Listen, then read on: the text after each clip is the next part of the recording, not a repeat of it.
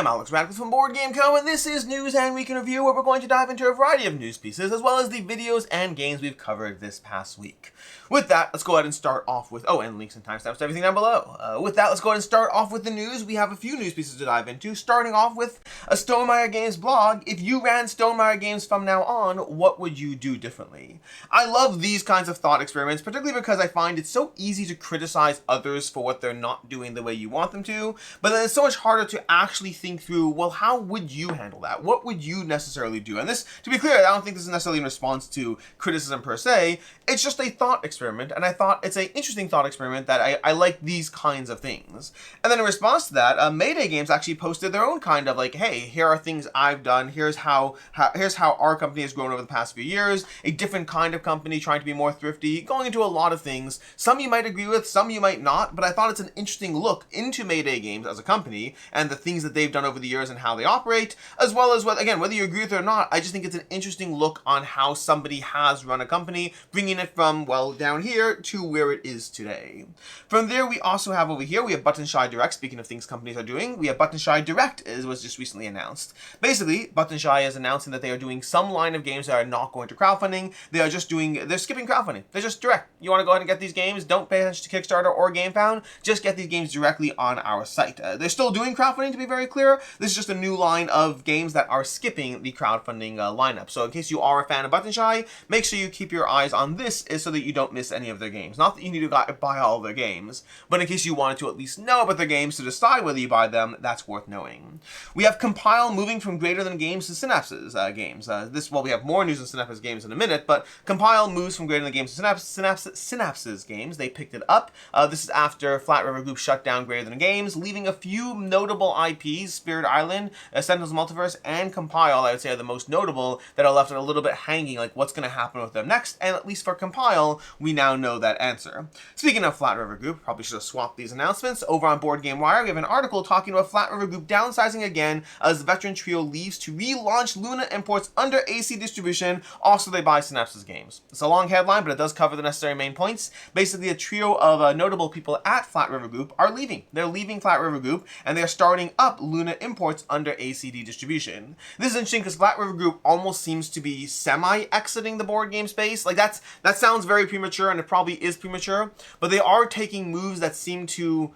The news around Flat River Group seems to be lining up with a lowering of what Flat River Group is doing, as opposed to a largening, that's not the right word, largening of what, they're shrinking. They seem to be shrinking is what I'm saying, and with these three leaving and starting their own company and then buying Synapses Games from Flat River Group, that's just another sign in that possible exit from the board game space. But again, I don't know if that's happening. This is me just being like, it seems they are headed in that direction. Then we have over on Board Game Wire, we have two articles I actually covered on this channel in an earlier video. I talked about Degenesis shutting down, canceling entirely, meaning CMON canceled the Degenesis campaign. And then I also talked about Tiny Epic Games being purchased by Tycoon Games. To that end, if you want to get a deep dive into these, Board Game Wire had articles on both of them. We have CMON announcing the cancellation of Degenesis Clan Wars. You can go and check that out, or you can watch my video as well. But if you want written and video, both those are available to you. And then this one I definitely recommend because Board Game Wire did an interview with Tycoon Games CEO Dan Yarrington, which covers what they're doing. First of all, we're like Tiny Epic Asmodee. That's cute. It's cute. Anyways, Tycoon Games, Dan Yarrington did an interview with Board Game Wire. They talk about what they've done, they talk about their future plans, and they even address some of the criticism they've had. I mentioned this in my video the other day, but Tycoon Games, which has a long history, they've had a long history of both things they've done in the board game space, as well as criticism they've received in the board game space. This article goes through a lot of things, their current plans, what's coming next, what they can expect to see in the future, or at least some degree of what we can expect to see in the future, but also going through past criticism of the company, going through some of the various things that have come up over the years, and then getting Dan Yarrington's response around those things. I do think it's worth a read, especially if you are someone who has been critical of Tycoon Games, or if you're someone who's just interested in what's all this drama I didn't even know existed. I will say the short version, my short read of it is, I think Dan did a great job kind of semi-addressing some of the criticism without fully addressing the criticism. What I mean by that is there's a lot of, hey, we make mistakes, we learn, we grow, but also you have to realize at the same time that not every criticism is actually a mistake. Some of the criticisms are on us, we own those. Some of them we disagree with, and that is what it is. But read it for yourself, judge it for yourself. Yeah, judge it for yourself as you read through this. And that is basically what we have as far as the news this week, which brings us to the videos we've covered on the channel this past week. 4 videos. We had, Sunday we had Ranking Roxley Games, the series I do where I rank various publishers. As usual, I always ask people to suggest publishers that I should rank the next time I do this. And I had a whole lot of people suggesting a whole lot of publishers to rank, a bunch of which I will probably do. So I need to go take a look at which one I want to do next. Sometimes it's a case of waiting. Like sometimes I'm like, I just want to play those 2 more games to that publisher and then I'll do it. But yeah, there are a bunch of good suggestions and I will have more in the Ranking Insert Publisher's Name Here series. We also had campaigns. On Monday we had a video, I believe it was campaigns do better on Gamefound on average, because I like disclaimers and I don't like saying things that aren't necessarily substantiated. This is an interesting video. It's basically me taking off my Board Game Co hat and putting on a Gamefound hat, as I very much lean. I try not to do these videos often. In general, in terms of the channel and Gamefound, I obviously cover everything in the space in general, but in terms of Gamefound coverage specifically, I think like once or twice a year I do a news video of like, hey, here's a bunch of updates Gamefound has had. It is a little press releasey, definitely, but I think only twice now have I done a video that veered away from, you know, that and into full-on opinion territory. I did one maybe a year and a half, 2 years ago. I can't remember exactly, but I remember I did a video similar around a year and a half, 2 years ago. This one was partially motivated by the fact that in the video I talk about it, I don't want to get too much into this. In the video I talk about it, there's been a few incidents over the past month where I believe Kickstarter has lied to creators, and I didn't love that. I don't love that. I don't love that in general. I don't mind marketing or spin or any of those things. I do mind outright lies, and I would want Kickstarter to know that there is a degree of public accountability to that. That was definitely a partial motivation to it. Also, I love reprint data. I have a lot of reprint data, and I think that is interesting. That said, there are many of you who are totally fine with this. There are many of you who are like, hey, I actually like seeing this stuff. There are many of you who are like, if I don't want to watch it, I don't have to watch it. And there are definitely a bunch of you who are like, you shouldn't do this on your channel. I understand everyone. I understand all sides. I understand those who like that kind of information. I'm someone who tends to like that kind of information. I particularly understand those who are like, I'll either watch or I don't. It's up to me. But I also do understand people who are critical of it. Because some people are like, hey, let the guy run his channel the way he wants. And while I appreciate that, don't get me wrong, I do understand genuinely people who are critical of that kind of content. The merging of different things. Like, I know it's in my head. I know how I operate, but you don't necessarily know that. And it is complicated when someone you turn to for their board game opinions to some extent. I mean, turn to is a strong word, but someone who you watch. If you watch someone for their content and then you get a strong sense of bias from things they do, it can muddy the waters, and I totally respect that. My hope always is that I am consistent enough that my track record speaks for itself to an extent. That's my hope. That's my hope here.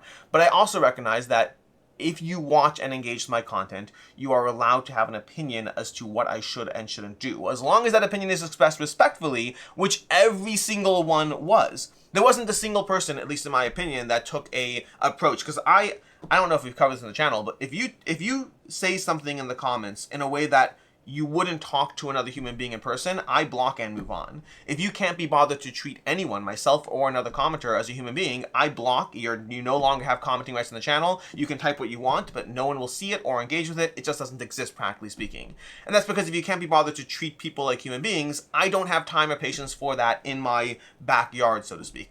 But critical commentary, critical things that express politely, those always stay. I never block or delete anything that is critical but respectfully handled. I will 100% block and delete or move on, whatever it is, if it's not handled respectfully. And there was criticism on that video, but it was all handled respectfully. And to that, I am so appreciative. I would rather know what you like and don't like. I do want it expressed in the way you would talk to any other human being, which again, everything was great. So I guess my overall point is, I understand why I did that video. I'm not guaranteeing that it won't be more videos like that in the future. I am saying those types of videos will hopefully be incredibly rare. Not, again, Gamefound news, that's different. Like if I cover a feast event, if I cover some news and update, that will happen on the channel because that's news. But Gamefound pieces that basically try to hype up Gamefound to a certain extent, whether substantiated by data or not, those are things that I do plan on keeping as minimal as possible. I'm not saying never, I am saying as minimal as possible, but your feedback matters. If I got overwhelmingly negative feedback, it might be never. Versus if I have a small portion of people who gave negative feedback, it goes into the infrequent, but it might happen. Anyways, that's a long tangent to talk about Monday's video. On Tuesday we had a bunch of, no, that's not Tuesday. Wednesday we had Tycoon Games and Simon, that press, that news announcement video. And then on Friday we had games leaving the collection. If you want to check out those, a bunch of games that I do like did leave. It happens as part of the process. As far as the games we covered this past week, the games we had Rebel Princess on Saturday, the expansion for Rebel Princess. I like the expansion. I don't think it's necessary, but it adds nice things. Some of the cards and situations I do enjoy. It's nice. It's nice to have. I don't think it's essential unless you're playing Rebel Princess a ton. We also had a Fate of the Fellowship review. I gave that a 4.5 out of 5. I've already played it since then as well. I like it. I like it. I have complaints against it, but every time I've played Fate of the Fellowship, I really have an excellent time. I stand by my 4.5, and I stand by why I didn't give it a 5. It's still, even my subsequent plays since then have had that issue where sometimes you're just waiting to draw the right card. That's the only part that's not fun. Outside of that, it's a great game. I really enjoy it. We had a review for sale, first impressions review for Sale Legacy going up on Tuesday. I might try to do a spoiler review. Basically, I wanted to be very respectful of spoilers, so I try not to say anything about the game, which some people were like, yeah, that makes sense, and others were like, well, this video didn't need to be as long as it did, which again, I totally get. But I might try to do a spoiler review. I got permission from Allplay to do a spoiler review as long as it's clearly marked. I might do a spoiler review, so you might get like more thoughts on Sale Legacy with actual spoilers. No guarantees, but I'll see what I can do. We also had a Far Far Out gameplay. This is a sponsored gameplay for Far Far Out, a not really 4X game, but a some of the X's game of space exploration. Overall, I enjoyed it. I thought it was a good game. I wasn't necessarily wowed by it, but I definitely enjoyed it. I thought it was pretty straightforward as far as easy enough to learn and pick up, while also being able to explore the galaxy, build your ships up, and have fun while doing so. Then we had later on Tuesday we had Echoes of the Sundering. This is an Echoes of the Sundering preview. I really liked Echoes of the Sundering. I like its sponsored gameplay. Keep that in mind. It's definitely both Far Far Out and Echoes was sponsored gameplay, sponsored content. But Echoes of the Sundering, I had a lot of fun with. I thought it was really well done as far as the sense of teamwork and collaboration that you have while playing. So there'll be more content on it. There'll be a gameplay at some point. But to me, it kind of reminded me of Raftbusters, which I really liked as well. That sense of collaborative teamwork as you play. I like that kind of real-time engagement with each other. Not just like, hey, we're here together, but we can really work together to help each other out as we play. On Thursday we had a Berserk. We also had a weekly live go up as well. But Thursday we had a Berserk Battleforge Berserker from oh my gosh, CGS, Creative Game Studios. Overall, I liked it. It's a Rondel Mancala-ish mechanism as far as a boss battler. It was a little on the lighter side, but overall, I had a good time with it. Then we had that was a review, and then we had Emberleaf. We had a review for Emberleaf. I really enjoyed Emberleaf from City of Games from Frank West. It's much heavier than I thought it was going to be, but I did enjoy that overall. I give it a 4 out of 5, and Meg gave her second 5 out of 5 for the year to Emberleaf. She really enjoyed that one. And that brings us to today. Today we'll have a few things. We'll have a review going up for Divinus, as well as a review going up for Vantage from Stonemaier Games. I'm a little late on that one, just too much travel and things, but I do have both a review as well as a gameplay coming up next week or so on Vantage 2. But for right now, today will be a Divinus and Vantage reviews. And then next week we'll have a few things. We'll have what counts as a logged play. On Sunday, I'm doing a video of what counts as a logged play. Basically an opinion piece on things that don't mean anything at all, but it's a fun conversation. And then also 10 great board game arena games to play solo. That should hopefully be going up this week as well. Which brings us to the games on the table. As usual, these are the games I hope to be playing this next week. These I will all be taking with me to CharCon very shortly, leaving today actually. And I'm hoping that people can teach me how to play them. Otherwise, I'll have to learn them myself. Honestly, I'm going to try to learn these two to be a team player, and then hope people know these ones because these are the longer rule books. But we have Silos, we have Ego, Shackled in Base, and Old King's Crown. Have not played any of these. Am very interested in playing all of these. I have played Orbit. Orbit from this series, I've played that one. Kind of enjoyed it. I played it at Dice Tower East. Really had a fun time with it. In any case, and until next time, I'm Alex Radcliffe from Board Game Co. I hope you enjoyed this video, and as always, I hope you have a good one.